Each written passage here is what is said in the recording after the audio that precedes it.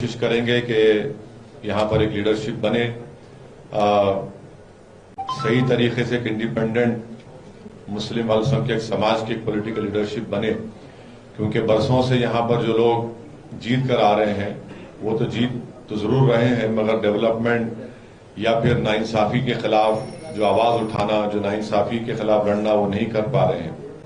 और तीसरी बात यह है कि यहाँ की जनता ने कांग्रेस को मौका दिया था पिछले विधानसभा के चुनाव में, और कांग्रेस की ये नाकामी है, उनकी ये इनकेपेबिलिटी है कि उनके 20 विधायक भाजपा में चले गए और सत्ता भाजपा के पास दोबारा आ गई।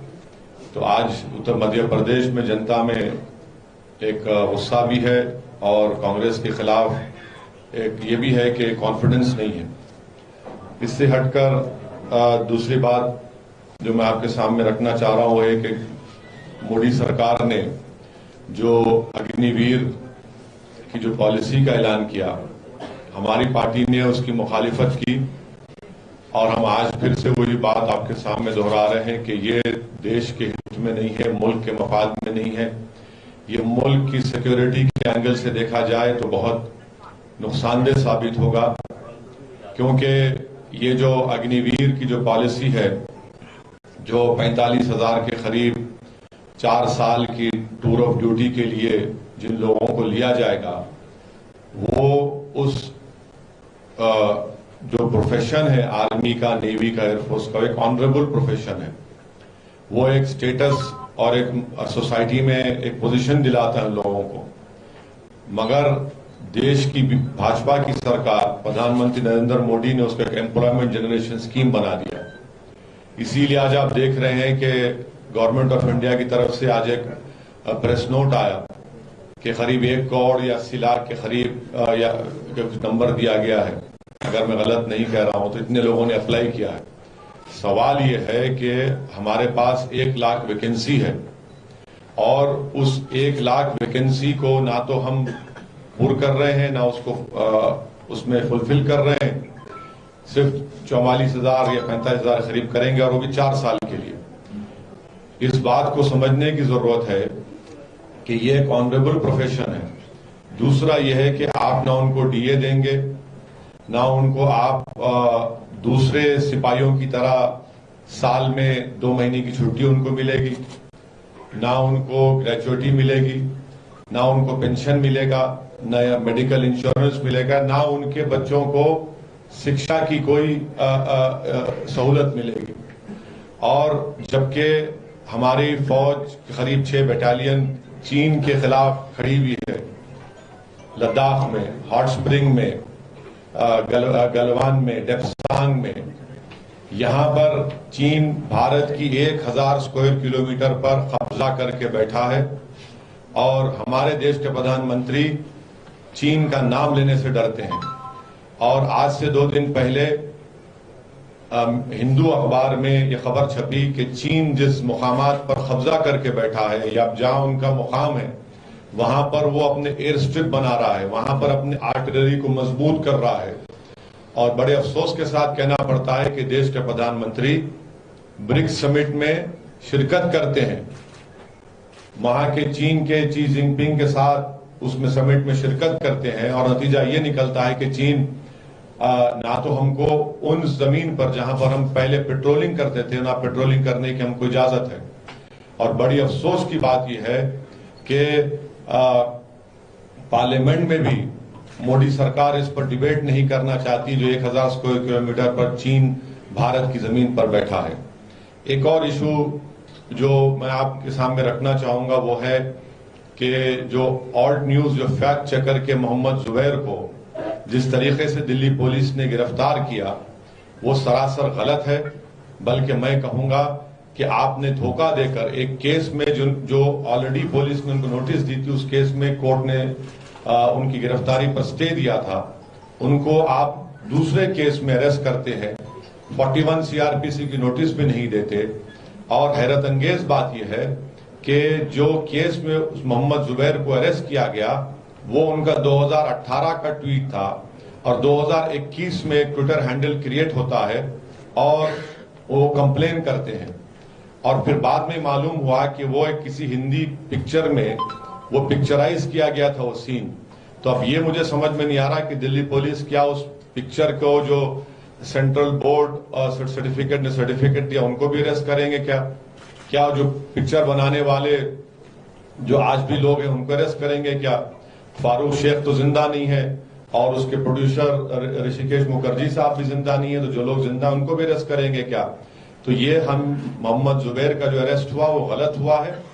और अफसोस की बात यह है कि मैं आपको मेरी बात नहीं बल्कि इंडियन एक्सप्रेस अखबार का हवाला दे रहा हूं कि उन्होंने अपने फ्रंट पेज के ऊपर एक हेडलाइन डाली कि एक तरफ मोहम्मद जुबैर का अरेस्ट, दूसरी तरफ प्रधानमंत्री G7 में जाते हैं और इस बात का ये फैसला करते हैं कि फ्रीडम ऑफ एक्सप्रेशन होगा ऑनलाइन और ऑफलाइन, और यहां पर देश में मोहम्मद जुबैर को गिरफ्तार कर लिया जाता है। तो ये नहीं मालूम कि क्या दिल्ली की पुलिस प्रधानमंत्री के उस पॉलिसी को सबोटाज करना चाहती है या फिर यही सही पॉलिसी है देश के प्रधानमंत्री और उनकी सरकार की। और आखिरी बात जो कल उदयपुर में हुआ, मैंने उसका कंडेम किया है स्ट्रॉन्गेस्ट वर्ड में, और ये कत्ल है, ये जुल्म है, ये जुर्म है, और किसी को भी अख्तियार नहीं है कि वो अपने हाथ में कानून लेकर किसी का कत्ल करे। और हम उम्मीद करते हैं कि राजस्थान की सरकार उस पर सख्त एक्शन लेगी और CRPC और IPC के तहत जो कानून का प्रोविजन है उसको इस्तेमाल करके उनको सख्त से सख्त सजा दिलाएगी। मैं ये मानता हूं कि राजस्थान की पुलिस अगर थोड़ा चौकस रहती तो ये वाकया नहीं होता, क्योंकि आज मीडिया और प्रिंट मीडिया में मुझे पढ़ने का मौका मिला कि कन्हैया लाल को जो टेलर हैं जिनकी हत्या कल की गई इन दो जालिमों ने किया, तो उनको तो पहले अरेस्ट किया गया था, फिर वो बेल पर निकल कर आए, फिर उनको बंद करिए फोन को जरा, उनको धमकियां मिल रही थी और उस पर दोनों समाज के लोगों को बिठाकर बातचीत भी हुई थी। अगर राजस्थान की पुलिस हरकत करती तो जिस तरह हैदराबाद में भी नुपुर शर्मा के खिलाफ किसी ने इसी तरह एक बकवास की थी, तो वहां पर तेलंगाना की सरकार ने इमीडिएटली उस शख्स को गिरफ्तार किया और 307 और थ्रेटनिंग का जो IPC का सेक्शन लगाकर उसको जेल को भिजाया। तो अगर वो हरकत करते तो कल वो हरकत नहीं होती। बहरहाल वायलेंस की कोई जगह नहीं है। जिस तरह से वीडियोस बनाए गए थे पीलू खान के, रकबर के, और इसी राजस्थान में उदयपुर है शायद, या वही जगह है, आपको याद होगा कि एक शख्स ने एक बंगाली लेबर को जो मुसलमान था उसका भी वीडियो बनाकर उसको इसी तरह हैक किया, फिर उसको जलाया। तो ये वाकयात इस बात को बताते हैं कि रेडिकलाइजेशन कैसा फैल रहा है इस देश में। तो इसलिए हम अपनी पार्टी की तरफ से कल के वाकये की सख्त से सख्त मजम्मत करते हैं, कंडेम करते हैं, और हम ये कहना चाहते हैं कि रूल ऑफ लॉ प्रिवेल होना चाहिए। किसी को भी अपने हाथ में कानून लेने का इख्तियार नहीं है। देश के संविधान के तहत प्रोटेस्ट होना चाहिए, पीसफुल प्रोटेस्ट होना चाहिए। यकीनन हमारा डिमांड यह है कि नुपुर शर्मा को भारत के कानून के तहत उसको गिरफ्तार करना चाहिए, और अगर कोर्ट उनको गिल्टी साबित करता है तो कोर्ट कानून के दायरे में रहकर कोर्ट कानून को सामने रखकर उनको सजा भी देगा। मगर नुपुर शर्मा को अरेस्ट करना जरूरी है, क्योंकि जब उनको सस्पेंड किया गया तो सस्पेंशन कोई पनिशमेंट नहीं है। असल कानून हरकत में आना चाहिए, और कानून जब हरकत में आ सकता है तो सरकार को उसको इजाजत देनी चाहिए, जो सरकार नहीं दे रही। तो ये 6 पॉइंट मुझे आपके सामने रखना था। आपका बेहद शुक्रिया। अगर आपके कोई सवालात है तो आप एक के बाद एक आराम से, मैं कहीं नहीं जा। आप इसे कत्ल इसको जो बता रहे हैं, इसको बार बार कहा जा रहा है कि एक आतंकी पूरी घटना है। हाँ बिल्कुल, जिस तरह से पीलू खान को मारा गया वो भी आतंक है, जिस तरह से अखलाक को मारा गया वो भी आतंक है, जिस तरह वहां पर जो राजस्थान में जो हत्या हुई थी वो भी आतंक है, ये भी आतंक है, सब आतंक है। क्योंकि अब आप जब वीडियो बनाकर किसी का कत्ल करते हैं तो आप आतंक है, तो ये सब वाकयात आतंक है। सर, ये जो कट्टरता बढ़ रही है, खासकर एक खास सवाल में आपके सवाल में, उसके पीछे किसको गुनहगार मानना है? फिर से बोलिए सर, क्या? सर, ये जो कट्टरता बढ़ रही है, आप कह रहे हैं कि कट्टरता, देखिए देश में कट्टरता सिर्फ एक समाज में नहीं है, सब समाज में बढ़ रही है, सब समाज में बढ़ रही है। तो भाई जो बढ़ा रहे हैं उनको पूछिए, हम तो ये कह रहे हैं कि भारत के संविधान में रहकर प्रोटेस्ट करिए, आपको प्रोटेस्ट करना आपका राइट है, मगर कानून को अपने हाथ में लेना और आप डिसाइड करेंगे, जज और जूरी बनेंगे, वो गलत है। आप नहीं कर सकते। आपने बढ़ा रहे, कौन बढ़ा रहे? अरे सब बढ़ा रहे हैं, उसमें कौन नहीं बढ़ा रहा। अब हाँ अब आगे ना दिल की बात जुबान पे आई गई आपके। मैं इंतजार कर रहा था कि कब आप, देखिए मैं इतनी देर से क्या कह रहा हूं, आप तो मेरे रिमार्क्स सुने हैं, कल हमारा भाषण भी सुने आप, हमारा मीडिया को बोले। हमारी लड़ाई भारत के संविधान के दायरे में रहकर लड़ना हमारा काम है, हम लड़ते रहेंगे। वायलेंस को हम कंडेम करते हैं और कंडेम करते रहेंगे। प्रधानमंत्री के लिए वीडियो ये मैंने उसको भी कंडेम किया है। आप देखिए, हमारे नरेंद्र मोदी से जिंदगी भर इंशाअल्लाह ताला डिफरेंसेस रहेंगे आइडियोलॉजी की बुनियाद पर।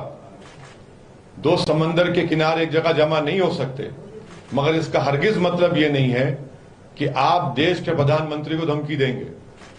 हमारे पॉलिटिकल डिफरेंसेस है और रहेंगे, मगर आप धमकी देंगे देश के प्रधानमंत्री को? वो देश का प्रधानमंत्री है, कैसा धमकी देंगे आप? सर फ्लोर जैसा मोदी जी से नहीं, ऐसी दोस्ती नहीं है जो कांग्रेसियों में है।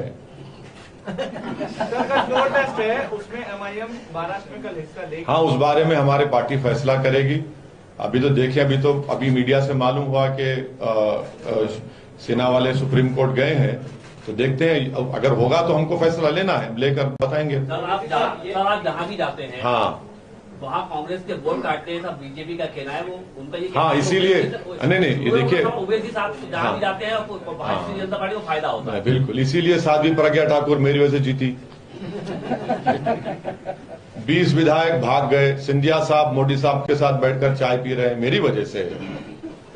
हाँ, आपको मध्य प्रदेश में जनता सरकार देती है, आप शिवराज साहब को मुख्यमंत्री बना देते हैं, हमारी वजह से। ये जो साहब बोलते हैं ना, ये इनको दिमाग नहीं है। वो तेलंगाना में भी कांग्रेस के थे, कांग्रेस को दफना दिए। आंध्रा में इनकी वजह से TRS बनी, वो कभी बाद में बताएंगे आपको ऑफ द रिकॉर्ड क्यों बनी। पर सवाल ये है कि सर आप अपनी दम पर कहीं भी सरकार बनाने की स्थिति में नहीं है। देखिए, तो बिल्कुल सही, बिल्कुल सही है, हम सरकार नहीं बनाना चाहते। हम बल्कि मैं ऑन रिकॉर्ड ये कह रहा हूं कि हिंदी हार्टलैंड में जो मुसलमान हैं, हम उनसे अपील कर रहे हैं कि आप सरकारों को नहीं बदल सकते। आप अपने वोट से अपने नुमाइंदों को, दलित और आदिवासी समाज को लेकर आप अपने उम्मीदवारों को कामयाब करिए, ताकि विधानसभा हो या लोकल बॉडी हो, वहां पर आपका रिप्रेजेंटेशन हो। आप अपनी लीडरशिप को बनाइए। तो ये हमारी लड़ाई सत्ता में आने की नहीं है, हमारी लड़ाई हिस्सेदारी की लड़ाई है। अब ये जो सत्ता की बात करते हैं, जो 30-30 साल से यहां पर विधायक बने हैं, उनकी विधानसभा में जाकर देखिए, स्कूल तक नजर नहीं आता आपको। यहां पर जो लिटरेसी रेट मुसलमानों का है वो लोएस्ट है, और गवर्नमेंट ऑफ इंडिया का डेटा है कि सिर्फ 24,000 या कितने हायर एजुकेशन मुसलमान पढ़ रहे हैं। 7% के करीब मुसलमानों का पॉपुलेशन है मध्य प्रदेश में, और क्लास 1 से क्लास 12 सिर्फ 4.67% प्रिसाइज कह रहा हूं बच्चे पढ़ते हैं। इसका जिम्मेदार मैं हूं। कौन जिम्मेदार है इसका? तो इसीलिए ये हम पर इल्जाम लगाने वाले अपने गिरेबान में झांक कर देखें कि आपकी कांग्रेस पार्टी कितना नीचे जा रही है। और हम तो उम्मीद करते हैं कि इंशाल्लाह जल्द से जल्द कांग्रेस पार्टी इस देश में कमजोर बल्कि खत्म हो जाए, तभी एक नई राजनीति होगी। कांग्रेस पार्टी की वजह से ही 2 मर्तबा नरेंद्र मोदी देश के प्रधानमंत्री बने हैं। हम सिर्फ 3 लोकसभा की सीट पर लड़े। बोलने के लिए तो बहुत है, इनको डर इस बात का है कि देश का मुसलमान अगर पॉलिटिकल लीडरशिप और पॉलिटिकल रिप्रेजेंटेशन की हिस्सेदारी की बात समझ लेगा, तो इनकी जो बची कुची राजनीति वो भी खत्म हो जाएगी। इसीलिए आज आप देखते हैं कि कांग्रेस पार्टी का इतना बुरा हाल है कि इनके बहुत बड़े नेता, जब दिल्ली में ईडी उनको बुलाती है तो 100 लोग को जमा नहीं कर पाते रोड पे। ये लोग 100 लोग को जमा नहीं कर पाते, ये इनका हाल है। मतलब आप जो है कांग्रेस की वोट काट रहे हैं? नहीं, हम अपना एक मुकाम पैदा करना चाह रहे हैं।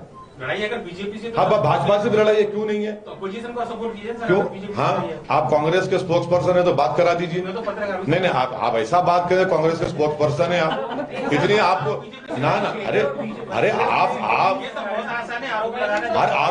आरोप नहीं, हम दलील दे रहे हैं। जितनी बात यहाँ पर कह रहे हो सच्चाई है नहीं है, बताओ। 20 एक मिनट ठहरिए, मैं आ रहा हूँ, मैं कहीं नहीं भाग रहा हूँ, मेरे पास टाइम है। 20 विधायक भागे, आप जिम्मेदार हैं, मैं जिम्मेदार हूं। आपसे मुराद कांग्रेस। हाँ, 22 सॉरी, सिंधिया साहब भाग गए, आप जिम्मेदार हैं, मैं जिम्मेदार हूं।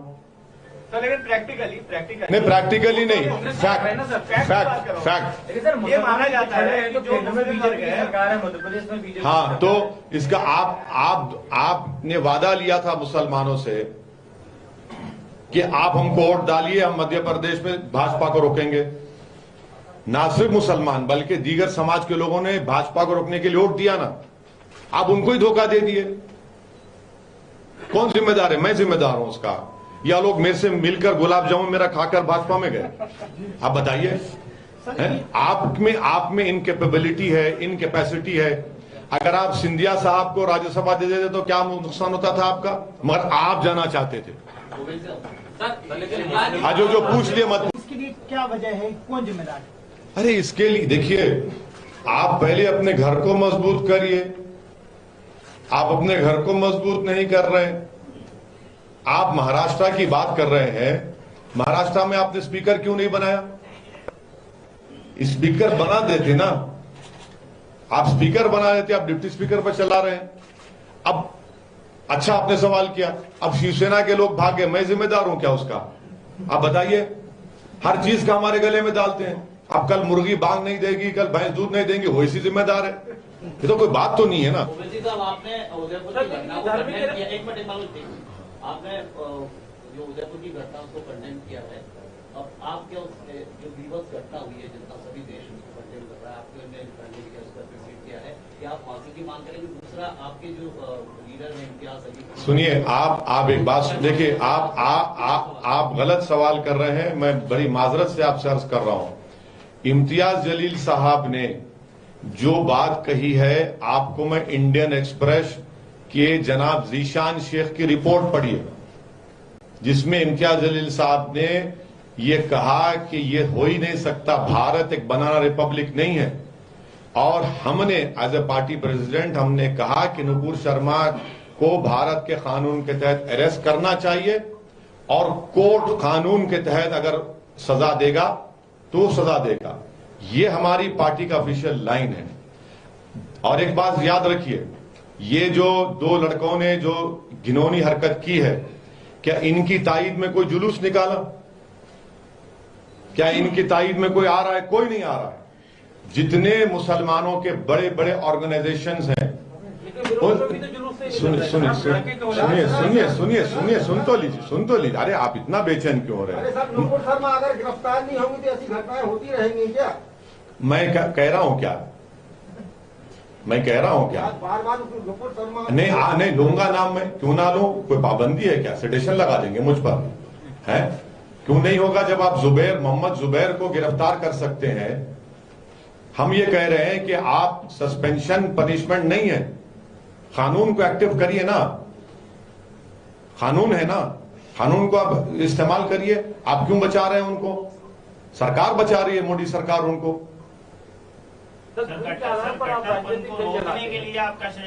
कट्टरपन को रोकने के लिए यह है कि सत्ता में चाहे कोई भी रहे, वो कानून का इस्तेमाल सिलेक्टिव ना करे। जो गुनाह करता है, गलती करता है, कानून का इस्तेमाल करें आप। जब कानून का इस्तेमाल सही तरीके से हो जाएगा तो कट्टर जो एक्सट्रीमिज्म है वो खुद ब खुद खत्म हो जाएगा। अगर आप सिलेक्टिव एप्लीकेशन ऑफ लॉ करते रहेंगे तो इन लोगों को अपना एक्सट्रीम व्यू पॉइंट रखने के लिए अनाप शनाप बकते रहेंगे। भाई धर्म संसद नहीं हुआ था क्या? कितने दिनों के बाद कोर्ट को जाने के बाद तो उसको एक्शन लेना पड़ा उन लोगों पर। सर, क्या आप मानते हैं कि धर्म की राजनीति देश में चल रही है? धर्म की बिना पर पॉलिटिकल पार्टी देखिए जी, धर्म की बिना पर पॉलिटिकल पार्टी चला। देखिए 80-20 की बात तो मैं नहीं किया। खबरस्तान शमशान की बात तो मैं नहीं किया, और किसी को बगैर नोटिस दिए खरगोन और सेंधवा में घर तोड़ दिए गए, और उसमें एक वसीम शेख जिसके हाथ कटे हुए हैं उसका दुकान तोड़ दिए, जिसको प्रधानमंत्री आवास ग्रामीण योजना में घर मिला उसका घर तोड़ दिया गया। ये कौन कर रहा है? आप सत्ता में है तो प्रिंसिपल्स ऑफ नेचुरल जस्टिस को फॉलो करिए, नोटिस दीजिए, नोटिस का जवाब कबूल करिए। आप ही तो बढ़ावा दे रहे हैं इन चीजों को। और दूसरी बात, मध्य प्रदेश में मुझे मुकाम याद नहीं आ रहा जहां पर एक लड़की ने जो 18 साल से ज्यादा उम्र की थी, उसने अपने पसंद से एक लड़के से शादी की, तो वहां के डीएम साहब ने उस लड़के के पिता का घर तोड़ दिया और कहा कि एंटी नेशनल है, और वो लड़की को जबलपुर कोर्ट जाकर प्रोटेक्शन लेना पड़ा अपने लिए और अपने ससुराल वालों के लिए। ये कौन करता है बताइए आप क्या मैसेज देना चाह रहे हैं? एक्सट्रीमिज्म इससे नहीं बढ़ेगा तो क्या बढ़ेगा बताइए आप कानून को इक्वली अप्लाई करिए ना। और अगर इलीगल के नाम पर तोड़ा जाएगा तो मैं आपको गारंटी से कह रहा हूं, दिल्ली छोड़िए, भारत के जितने बड़े बड़े शहर हैं मोर देन 70% इलीगल निकलेगा। तोड़ेंगे क्या आप लोग? सरकार तोड़ेगी क्या उनको? 70% इलीगल निकलेगा पूरा। तो ये भी तो आप बढ़ावा दे रहे हैं ना इस नफरत को। तो इसको इसलिए हम कह रहे हैं कि रूल ऑफ लॉ सुप्रीम है, उसका इंप्लीमेंटेशन होना चाहिए बस। तो सरकार बदलने जा रही है। आपकी जो पार्टी है, आप नेता है, आपके दूसरे भी नेता है, आपको लगता है कि आप लोग बीजेपी का विरोध करते करते कब हिंदुत्व का विरोध करने लग जाते हैं, हिंदुओं का विरोध करने लग जाते हैं? देखिए आप सुनिए, हिंदुत्व का विरोध करना क्योंकि वो आइडियोलॉजी सावरकर की लिखी हुई है, जिसमें सावरकर ने हिंदुत्व के बारे में कहा था कि होली लैंड और मदरलैंड का जिक्र सावरकर ने किया। अगर आप वो किताब पढ़ेंगे गोलवालकर की, we the people nation defined, जिसमें उन्होंने उसका और खुलासा किया, तो हम उस आइडियोलॉजी के खिलाफ हैं। हम यकीनन कभी भी हमारे हिंदू भाइयों बहनों के खिलाफ ना थे, ना कभी रहेंगे। वो जो आइडियोलॉजी है आरएसएस की, हम उसके खिलाफ रहेंगे। उसमें गलत क्या है बताइए आप? तो वैसे साहब आपने काफी अच्छी बात की आगे। नहीं, मैं हमेशा अच्छी बात करता हूँ, आपका शुक्रिया आप सर्टिफिकेट देने का। तो एक सवाल मेरा ये था, उसमें उसका जवाब भी एक अच्छी बात से करेंगे आप, कि आपने 2013 में यूट्यूब में आप काफी लोकप्रिय हैं, ये भी एक कॉम्प्लीमेंट दे रहा हूँ आपको मैं। अच्छा। तो आपका एक आ रहा है सवाल, आ रहा है भाई, रुक जाओ। आ रहा है, मैं इंतजार कर रहा हूँ। सर 2013 का आपका एक वीडियो है एक टीवी चैनल में जहां आप बहुत पॉपुलर हैं, तो आपने उसमें कहा था कि 2014 का जो चुनाव होगा वो तय करेगा कि देश सेक्युलरिज्म की ओर जाएगा या पोलराइजेशन की ओर जाएगा। तो क्या आपका उसके बाद आगे बढ़ना, मतलब देश 2014 का चुनाव ये तय करेगा कि देश किस तरफ जाएगा, तो आपका आगे बढ़ना क्या ये बता रहा है कि देश पोलराइजेशन की ओर जा रहा है? नहीं, अगर मैं आगे बढ़ता तो मेरे कम से कम 10-15 एमपी होते। तो नहीं, मेरे अगर पोलराइजेशन किधर हो रहा है भाई? पोलराइजेशन इतना हो चुका है कि भारत की पार्लियामेंट में मुसलमान सिर्फ 4% उनका रिप्रेजेंटेशन है। अब इसका कौन जिम्मेदार है? और अगर आप देखेंगे तो हर समाज का जितना पॉपुलेशन है, मैं दलित और आदिवासी के रिजर्व सीट्स को छोड़कर कह रहा हूं, उन सब का रिप्रेजेंटेशन है, सबका रिप्रेजेंटेशन निकाल कर देख लीजिए आप। मगर अगर किसी का नहीं है तो मुसलमानों का नहीं है। अब इसका जिम्मेदार कौन है? मैं हूं। गवर्नमेंट का डेटा है कि इंटर डिपेंडेंट ऑपरेबिलिटी है, यानी अगर मेरे दादा अपनी कमाई 100 रुपये थी तो उनका पोतरा उससे बढ़कर कमाएगा। अगर कोई समाज इंटर डिपेंडेंट ऑपरेबिलिटी पीछे हो गया, यानी अगर आज कोई मुसलमान कमा रहा है तो उनके जो दादा कमाते थे उससे कम कमा रहा है। ये डेटा है सरकार का, मेरा नहीं है। तो फिर आपके ऊपर ये बी टीम होने की आदत क्यों है? नहीं, हम लैला है ना।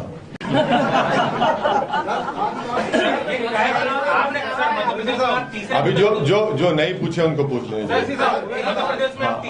मैं बोलता एक जो नहीं पूछे। हाँ, संभाजीराव। 370 हटाने के बाद कॉमन सिविल कोड की बात कही जा रही है। आर्टिकल 29 और आर्टिकल 42 के पस मंजर में आप इसको किस तरीके से देखें? आर्टिकल 29 और आर्टिकल 42 नहीं, वो तो 370 मैंने पार्लियामेंट में स्पीच में कहा था कि वो कॉन्स्टिट्यूशनल ब्रीच है। सरकार ने अनकॉन्स्टिट्यूशनल काम किया है और सुप्रीम कोर्ट में चैलेंज हुआ है। रहा सवाल आर्टिकल 29 का, तो वो तो बेसिक स्ट्रक्चर का हिस्सा है संविधान का। आप उसके छेड़खानी नहीं कर सकते उससे। आप डायरेक्टिव प्रिंसिपल की बात कर रहे हैं, मैं फंडामेंटल राइट की बात कर रहा हूं आर्टिकल 29। और आर्टिकल 29 के तहत मुझे अपने कल्चर का प्रोटेक्शन का राइट हासिल है और उसी कल्चर के तहत मैं अपने कल्चर को लेकर आगे बढ़ सकता हूं। तो सबको, खासतौर से माइनॉरिटीज को, वो कल्चर का प्रोटेक्शन का राइट है। मध्य प्रदेश के अंदर 2 दिन की व्यवस्था है चुनाव की। अगर 2023 में आपके विधायक चुनकर आते हैं और सरकार में जरूरत पड़े तो आप बीजेपी के खिलाफ जाएंगे या कांग्रेस के खिलाफ जाएंगे, किसके साथ जाएंगे?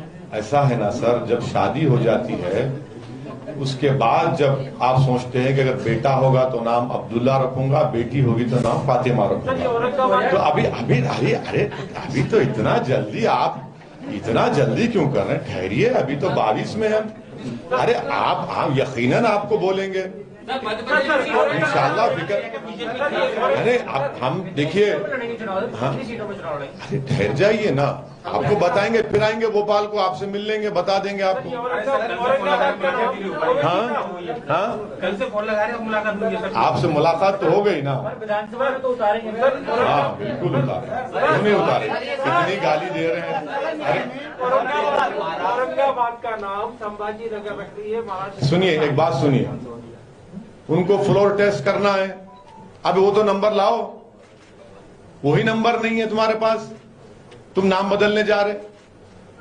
अरे तुम्हारी पार्टी का, तुम्हारे घर का आदमी तुम्हारे खिलाफ खड़ा हो गया, उसकी फिक्र करो। पहले तुम सत्ता तो बचा लो अपनी। और औरंगाबाद में सबसे बड़ा मसला पीने का पानी है। डेवलपमेंट क्यों नहीं करते वहां पर आप? और ये चैलेंज है कांग्रेस का और राष्ट्रवादी का, क्या ये इसको सपोर्ट करेंगे वो लोग? इसीलिए शुरू दिन से मैं कह रहा हूं कि ये जो अलायंस हुआ है राष्ट्रवादी, कांग्रेस और शिवसेना का, ये कैसा बैठ गए भाई आप लोग आकर? 2019 के जो असेंबली इलेक्शन हुए थे विधानसभा के, राष्ट्रवादी और कांग्रेस पुकार कर कहे थे ओवैसी को वोट मत दो, सेना को, भाजपा को रोकना है। जब चुनाव हो गए तो आप तीनों मिलकर निकाह कर लिए। ये क्या बात है? तो यही तो इनकी हिपोक्रेसी है, यही तो इनका ड्यूअल बिहेवियर है, यही इनका कमिटमेंट नहीं है सेकुलरिज्म पर। ये पॉलिटिकल सेकुलरिज्म को मैं कभी नहीं मानता। हाँ, जो देश में सेकुलरिज्म, जो संविधान में सेकुलरिज्म लिखा गया उसको मैं मानता हूं। इसी वजह से तो लोग तमाशा कर रहे हैं ना, आज तमाशा बन रहा है। पीने का पानी नहीं औरंगाबाद में, आज आप चल के मालूम कर लीजिए आप कितना परेशान है लोग। मुख्यमंत्री वहां पर गए थे, भाषण भी दिए 10 दिन 12 दिन पहले। क्या कर रहे हैं उसके बारे में बात ही नहीं कर रहे आप। किसान परेशान है औरंगाबाद में, पूरे डिस्ट्रिक्ट में, उसके बात ही नहीं करते। अरे आज आपके पैरों के नीचे जमीन खिसक रही है, आप उसको तो संभाल लो प्यारे। ये माना जाए ये नहीं पूछो, पूछ लिए ना। सर, मध्य प्रदेश की जनता का भरोसा हासिल करने के लिए आपकी पार्टी क्या करेगी? देखिए, हम तो पूरी कोशिश कर रहे हैं उनका भरोसा हासिल करने के लिए। ये यकीनन बहुत हमको मेहनत करना है, मैं इस बात का इतराफ करता हूं। और अब यहां पर बैठकर बुलंदबांग दावे और वादे करना तो वो तो हर आदमी, हर सियासतदान करता है।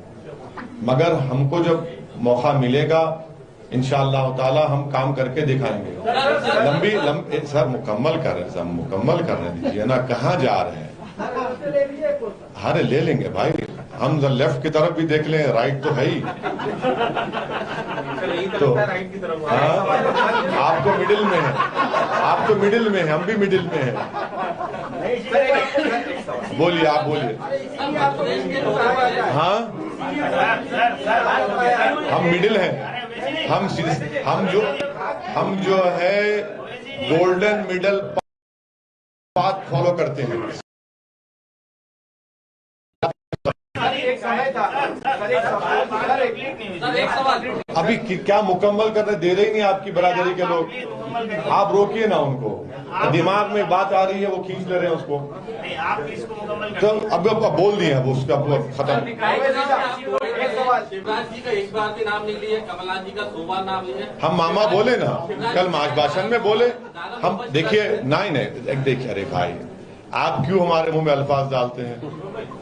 हमको इन सबको हमसे ज्यादा मोहब्बत है, हमसे ज्यादा इन सबको मोहब्बत है, चाहे कांग्रेस के नेता हो या भाजपा के हो, इन सबको हमारे हमसे मोहब्बत है। हमारा नाम ले लेकर डराते हैं हमारे हिंदू भाइयों को। सर आप यहाँ आए हैं तो मिलेंगे शिवराज सिंह सर जी से मिलेंगे? हाँ? आप यहाँ पर आए हैं तो मिलेंगे? नहीं मिले। एक समय था जब कोई भी बीजेपी के नेता भी ये नहीं कहते थे कि आतंकवाद का कोई धर्म नहीं होता, इस तरह की बातें होती थी, मगर अब जेपी नड्डा जैसे राष्ट्रीय नेता या राष्ट्रीय अध्यक्ष भी कहते हैं कि इस्लामिक आतंकवाद बढ़ रहा है। महात्मा गांधी को मारने वाले का मजहब क्या था? क्या मजहब था महात्मा गांधी को मारने वाले गोडसे का? सुनिए हमारी बात, आप पूछ लें सवाल। राजीव गांधी को जिसने मारा उसका मजहब क्या था? सिखों को दिल्ली के रोडों पर उनका जेनोसाइड हुआ, मारने वालों का मजहब क्या था? गुजरात में 2002 का जो कांड हुआ, कौन जिम्मेदार है? दिल्ली का मैसेकर हुआ, कौन जिम्मेदार है? मुरादाबाद उत्तर प्रदेश में ईद उल फितर के दिन ईदगाह में 1980s की बात कर रहा हूं, 450 मुसलमानों को पुलिस ने फायरिंग करके हत्या कर दी। क्या रिलीजन था उनका? ये जो छत्तीसगढ़ में सीआरपीएफ के लोग जो मारे जाते हैं, मारने वालों का रिलीजन क्या है बताइए? इनको ये बात समझने की जरूरत है। जो अखलाक पीलू खान को जो मारा, रकबर को जो मारा और अफरोजुल को जो राजस्थान में मारा, उसका रिलीजन क्या था? ये कन्वीनियंस आप कर रहे हैं, ये गलत है। आप ऐसा मत करिए, हम भाजपा से कहना चाह रहे हैं, ये गलत है आपका तरीका। और फिर आप देश के विदेश में जाते हैं प्रधानमंत्री, तो एक बात, यहां पर उनका प्रेसिडेंट एक बात करता है। बताइए इन सब जिसका मैं नाम लिया, इनके मारने वालों का रिलीजन क्या था? फिर बोल दीजिए हमको। सर, आप निकाय चुनाव में प्रचार करने आए हैं, तो क्या ये माना जाए कि यदि निकाय चुनाव में आपकी पार्टी को सफलता मिलती है तब जाकर 2023 के विधानसभा चुनाव में आप देखिए, हमारा काम कोशिश करना है। मेरी जिंदगी जो है ना अब तक की, वो मेरी नाकामियों पर खड़ी हुई है, तो मुझे इस बात की कोई तकलीफ नहीं होगी, क्योंकि मेरा काम जिद्दोजहद करना है, मेरा काम मेहनत करना है, और इसीलिए हम आगे बढ़ते जाएंगे। यकीनन हम विधानसभा के चुनाव लड़ेंगे, इसमें कोई दो राय नहीं है। सर, आपने कहा था कि आपने पहले घोषणा की थी कि 7 नगर निगम में आप उतर रहे हैं। हाँ। फिर एकदम से आप माइनस में चले गए, केवल पार्षद पे आ गए। हाँ, ये क्यों किया गया? अचानक फैसला अभी ऐसे सवालों से बचने के लिए आपने मेयर नहीं उतारा भोपाल? नहीं ऐसा ना वो भाड़ में जाए ना पुकारने वाले। देखिए, जिंदगी में जो लोग फ्रस्ट्रेटेड रहते हैं, उनका फ्रस्ट्रेशन इस तरह निकालते हैं, इसी तरह की बातें करके। हम अपनी संगठन को देखकर, अपनी ताकत को देखकर, ये जो भी हमारी स्ट्रेंथ है, उसके लिहाज से हम आगे बढ़ेंगे। ठीक है सर? अच्छा, आप आखिरी सवाल, आपका आखिरी सवाल। मैंने बहुत सारे वीडियो देखे आपको, हमेशा जो बातें होती है धर्म के आधार पे और राजनीतिक लोगों का बात। दूसरा, आप ये कहते हैं कि गरीबी, आदिवासी, अनुसूचित जाति, इनकी बातें होती है। इनके जो प्लेटफॉर्म है, जो चुने हुए प्रतिनिधि विधानसभा में बैठते हैं, विधान परिषद में बैठते हैं, लोकसभा में बैठते हैं, राज्यसभा में बैठते हैं, उनकी निश्चित जो सीमा होती है बैठक, वो भी बैठक नहीं हो पाती। चर्चा वहां होना चाहिए, इनके विकास की बात है, उसके बारे में आप कभी बात नहीं करते। किस सर, थोड़ा और समझा कर बोलिए, आप बहुत डीप चले गए। थोड़ा मैं आपकी तरह काबिल नहीं हूँ। हमारे संवैधानिक व्यवस्थाएं, वो लोकसभा, राज्यसभा, हर क्षेत्र की विधानसभा है, उन्होंने चुने हुए प्रतिनिधि जाते हैं। उनमें निश्चित है कि आपको बैठक करना है, सारी बातें वहां करना है। हाँ, विकास की बातें करना है, गरीबी कैसे हटाई जाएगी, जो परसेंटेज की बात आप करें, सीएजी की थोड़ी बहुत सारी आती है, उन विषयों पर कभी आपने ये चर्चा नहीं की? आप विधानसभा क्यों? एक मिनट, आपसे मैं गुजारिश करूंगा, मेरे पार्लियामेंट के जितने स्पीचेस हैं वो अवेलेबल हैं, आप कभी उस पर देख लीजिए। अगर आपको मैं झूठ बोल रहा हूं तो बुला लीजिए मुझे, आप मैं बैठ जाता हूं सामने आप। ऐसा नहीं है सर, यकीनन देश में 8% अनएम्प्लॉयमेंट हो चुका है, कभी नहीं हुआ था। पूरे विश्व में सबसे ज्यादा अगर युवा बेरोजगार है तो भारत में है। पेट्रोल और डीजल की कीमतें आसमानों को छू रही हैं, तो मोदी सरकार को उसकी फिक्र ही नहीं है, ये मुद्दों पर बात ही नहीं कर रहे। और डॉलर जो है 79 रुपीज हो चुका है। ये चीज सदन में अरे बोल रहे हैं ना, आपके सामने नहीं बोल रहे क्या? अभी मध्यप्रदेश की विधानसभा में देखेंगे, पूरा कार्यकाल देखेंगे तो 20 साल का, हाँ, तो बैठकों अगला देख लीजिए, वहाँ केवल जो बातें होती हैं विकास की कोई बात नहीं, केवल बजट की बात नहीं तो नहीं, देखिए हमारा नहीं, तो इसीलिए हम कह रहे हैं कि अब नए विधायक को लेकर आइए जो ये बात करेंगे। चलिए, मध्य प्रदेश कभी मिलकर चुनाव लड़ेंगे? हाँ, केजरीवाल जी मध्य प्रदेश आ रहे हैं, उनसे मिलकर कभी चुनाव लड़ेंगे? पहले हम अपना घर सही कर लें, हम अपना काम सही करेंगे। जब विधानसभा का चुनाव आएगा तो आप दोनों की जो दिल की ख्वाहिश है जब बयान कर देंगे। केजरीवाल जी से आइडियोलॉजी में आप, हाँ, केजरीवाल से सहमत है? उनकी राजनीति की आइडियोलॉजी है? बिल्कुल नहीं है, बिल्कुल नहीं है, बिल्कुल नहीं है। बीजेपी से थोड़ा बहुत प्रभावित कौन? आप जैसे कांग्रेस की विचारधारा से तो बहुत। अब आप ब्लू शर्ट पहने तो क्या बीएसपी के हैं क्या आप? आप क्या हाथी के हैं क्या? ये क्या बात हुई भाई? सर, आपकी विचारधारा किससे मिलती है, किस पार्टी से मिलती है? मेरी विचारधारा संविधान से मिलती है, कोई पार्टी से नहीं। पार्टियों से तो तमाशा कर रहे हैं। सर, अग्निवीर जब आया तो कई नेता ऐसे हाँ, ये अच्छा सवाल है। जिन्होंने बोला कि सांसदों को भी अपनी पेंशन छोड़ देनी चाहिए। मैंने भाई भाजपा के ही एक एमपी श्री वरुण गांधी ने कहा, पहले देश के प्रधानमंत्री को कहना चाहिए और उनकी पूरी कैबिनेट को कहना चाहिए, उनके पूरे एमपीज को कहना चाहिए कि जब अग्निवीरों को पेंशन नहीं मिलेगा हम भी नहीं लेंगे। चलिए करिए। अगर एक दिन का कोई एमपी बनता है, पेंशन मिलेगा, ट्रेन में सहूलत मिलेगी, अस्पताल का बिल मिलेगा, और जो 4 साल आप कह रहे हैं भाई वो तो या मरेगा या दुश्मन को मारेगा, उसको आप पेंशन नहीं देंगे। और देखिए मेरी आप मीडिया से गुजारिश है, जो बच्चे 2019 में फॉर्म फिल करे, 2020 में एग्जाम लिखे, मेडिकल हो गया, पीएसएल की लिस्ट आ गई, ऑर्डर उनको मिलना था, आपने उनको उस महरूम कर दिया आपने। आप बताइए, जो गांव गांव से बच्चे मेहनत करते हैं, जो देश की सेवा करना चाहते हैं, उन पर क्या बीत रही होगी? तो ये बिल्कुल गलत है, बिल्कुल। ये अग्निवीर की पॉलिसी देश के हित में नहीं है।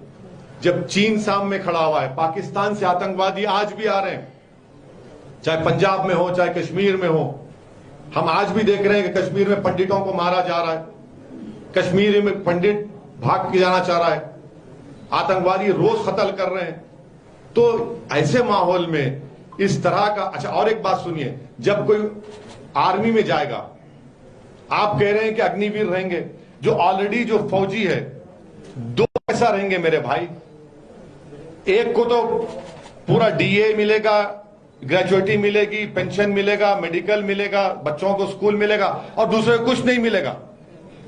और एक बात सुनिए, ऑल इन हर स्टेट का एक कोटा होता है, आप उसको बर्खास्त कर रहे हैं, फौज में इंबैलेंस पैदा कर देंगे आप। कैसा कि ये देश के हित में है। रेजिमेंट है, गोरखा रेजिमेंट है, क्या उसमें कोई टेमिलियन या कोई हैदराबादी जा सकता है गोरखा रेजिमेंट में? नहीं जा सकता है, उसकी खूबसूरती है। आप फौज में इंबैलेंस पैदा कर रहे हैं, जो हमारी फ्यूचर में डेमोक्रेसी के लिए ठीक नहीं होगा। 1 लाख वैकेंसी है भाई। देखिए, अग्निवीर इसलिए लेकर आए क्योंकि देश के प्रधानमंत्री ने भारत की इकोनॉमी को बर्बाद कर दिया, पैसा नहीं है, डिमोनेटाइजेशन किया। अजीम प्रेमजी यूनिवर्सिटी ने कहा कि डिमोनेटाइजेशन 50 लाख लोगों की नौकरी गई, जीडीपी खत्म हो गया है, कलेक्शन आपका बताइए क्या है। इसीलिए आप अग्निवीर ला रहे हैं, धोखा दे रहे हैं बच्चों को। आप तो बड़े बड़े आंकड़े दे देंगे, 1.5 करोड़ 2 करोड़, मगर 4 साल में क्या होगा बताइए। फौज है ये, नेवी एयरफोर्स में टेक्निकल ट्रेनिंग दी जाती है, 44 वीक्स की ट्रेनिंग होती है, आप सिर्फ 24 हफ्ते में करेंगे। क्या तैयार करेंगे आप देश के लिए? इसलिए हम कह रहे हैं देश की सिक्योरिटी में के लिए ठीक नहीं है। मोदी सरकार को ये पॉलिसी को वापस लेना चाहिए और लेना पड़ेगा। थैंक यू सर, बहुत शुक्रिया। Thank you so much. Thank you sir.